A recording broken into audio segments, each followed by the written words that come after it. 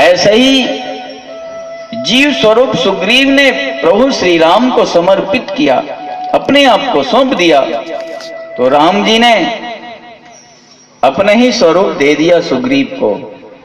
यही जीव ईश्वर की एकता है।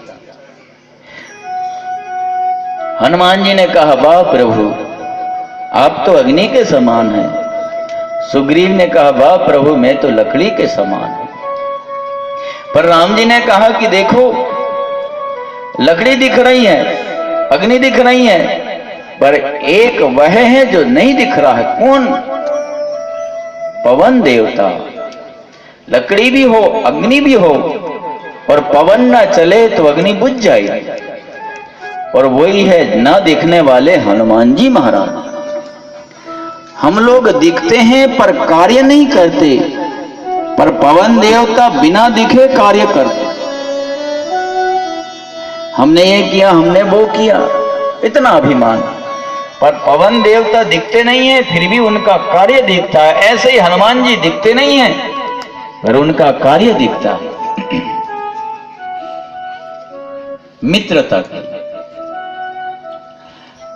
अब उसी समय बताया हनुमान जी ने सुग्रीव को कि इनकी पत्नी का हरण हो गया है, ये खोज रहे हैं चारों दिशा में। तो राम जी ने पूछा कि मित्र, क्या तुमको जानकी का कोई पता है? पता है तो बताओ। प्रभु एक दिन इस पर्वत के ऊपर में अपने सेवकों के साथ बैठा था। एक निशाचर एक नारी का हरण करके आकाश मार्ग से ले जा रहा था, और हमको देख के उन्होंने कुछ पट आभूषण गिरा दिए, लाकर के राम जी को दिया सुग्रीव ने। लक्ष्मण देखो इनको, मैं तो दुखित हूं, पहचान नहीं सकता हूं। लक्ष्मण रोने लगे, और लक्ष्मण ने कहा, प्रभु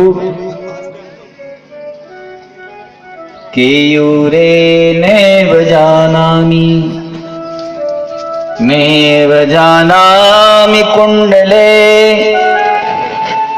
नूपुरं त्वभिजानामि, नित्यं पादाभिवंदनात्।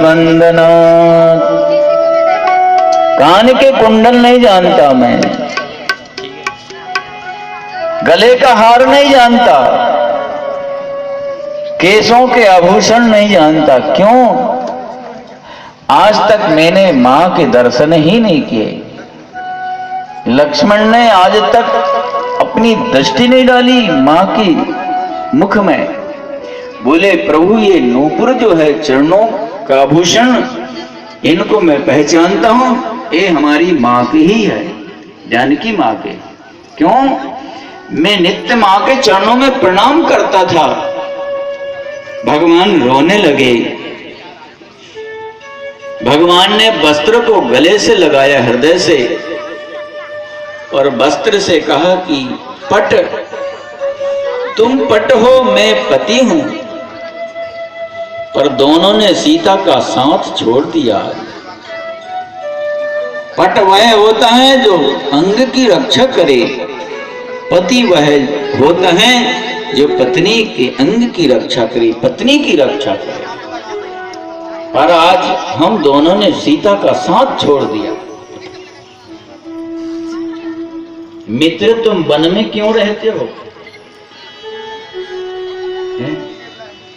बताओ। सुग्रीव ने कहा कि प्रभु, बाली और मैं दोनों भाई भाई, बड़ी प्रीति हम दोनों में। एक दिन मायावी दैत्य मैं पुत्र आधी रात को आया हमारे नगर में। उसने ललकारा, बाली सुग्रीव कहां छुपे बैठे हो, बाहर निकलो। बाली सबको सहन कर सकता था, किसी का ललकार नहीं सहन कर सकता। बाली वह दुर्दांत महाबली योद्धा है जिसने 6 महीना तक रावण को अपने कांख पे दबाकर घूमता रहा। रावण को ही पराजित कर दिया उसने, ऐसा बाली। आवाज सुनी, मायावी दैत्य के बाहर निकला, मैं भी अपने भाई के पीछे पीछे गया। अब तो वह मायावी दैत्य एक गुफा में घुस गया और मेरे से बाली ने कहा कि सुग्रीव तुम यही दरवाजे पर रहना, जब तक मैं उस निशाचर को मार कर आऊं, प्रतीक्षा करना मेरी। बाली वहां अंदर गया तो देखा मायावी दैत्य के कई भाई थे और युद्ध करते करते कई दिन लग गए। रक्त गुफा के दरवाजे से बाहर निकला तो सुग्रीव भयभीत हो गया। लगता है उस मायावी दैत्य ने मेरे भाई बाली को मार दिया, अब मुझे भी मारेगा आकर के। तो डर के मारे उसने एक बड़ा सा पत्थर दरवाजे पर लगा दिया गुफा का। और कितने दिन? 15 दिन तक एक पक्ष, 15 दिन तक मैं वहां प्रतीक्षा किया, घर आ गया। नगरवासियों ने देखा बिना राजा के राज्य सिंहासन मुझे जबरदस्ती बिठा दिया, राज तिलक कर दिया। मायावी को मार करके बाली आया, मुझे सिंहासन पर बैठा देखा, मुझे बहुत पिटाई की, मारा बहुत। मूर्ख, दरवाजे पर और पत्थर रखे आया कि बाली अंदर ही मर जाए। और भगवान उसके भय से तीनों लोकों में घूमता हूं। इतनी चोट लगी थी सुग्रीव के शरीर में, व्रण घाव जगह जगह, पूरा शरीर बाली के मार से। यहाँ श्राप बस आवत नहीं, श्राप की वजह से ऋषि मुख पर्वत पर नहीं आता। जब अपने भक्त अपने मित्र का दुख सुना श्री राम जी ने, तो राम जी ने कहा कि मैं प्रतिज्ञा करता हूं एक ही बाण में बाली का वध कर दूंगा, मार दूंगा।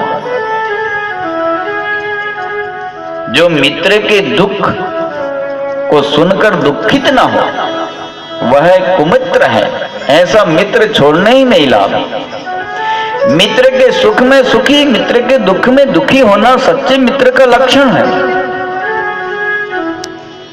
जे न मित्र दुख हो ही दुखारी, जे न मित्र दुख हो ही दुखारी।